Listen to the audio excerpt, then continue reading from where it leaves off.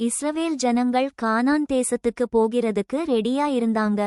அப்போ ஒவ்வொரு கோத்திரத்துக்கும் நிலம் பங்கிடப்பட்டு கொடுக்கப்படுது. ஆனா மனசே கோத்திரத்திலே ஒரு மனிதர் இருந்தார், செலோபகாத். அவர் நல்லவராயிருந்தார், ஆனா அவர் கும்பலில் கோரா கலகத்துல சேர்ந்ததில்லை.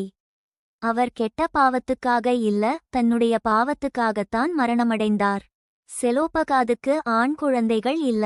அவருக்கு மட்டும் 5 பெண் குழந்தைகள் இருந்தாங்க, மக்லா, நோவா, ஹோக்லா, மில்கா, திர்சா. இவங்க எல்லாரும் நல்ல தைரியசாலிகள். ஒரு நாள் அந்த 5 மகள்களும் மோசேயிடமும் யாத்திராகமத்தோட தலைவர்களிடமும் வந்து சொன்னாங்க, எங்கப்பா ஆண் குழந்தை இல்லன்னு எங்க குடும்பத்துக்கு நிலம் கிடைக்க கூடாதா? எங்கப்பா பெயர் அழிந்து போகக்கூடாது. அதனால எங்களுக்கு எங்கப்பா பங்கு நிலம் தரணும்.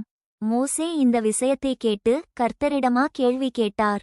அப்போ கர்த்தர் சொன்னார், செலோபகாதின் மகள்கள் சொல்லுறது சரிதான்.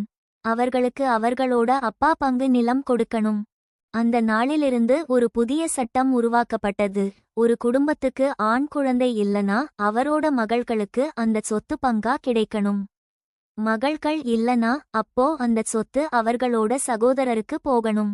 இப்படி செலோபகாதின் மகள்கள் தன்னம்பிக்கை, தைரியம் கொண்டு கடவுளிடம் கேட்டதால கடவுள் அவர்களோட வேண்டுகோளை ஏற்றுக்கொண்டார். இதுவே அந்த குடும்பத்துக்கும் பிறகு வரும் தலைமுறைகளுக்கும் நீதியும் ஆசீர்வாதமா ஆனது.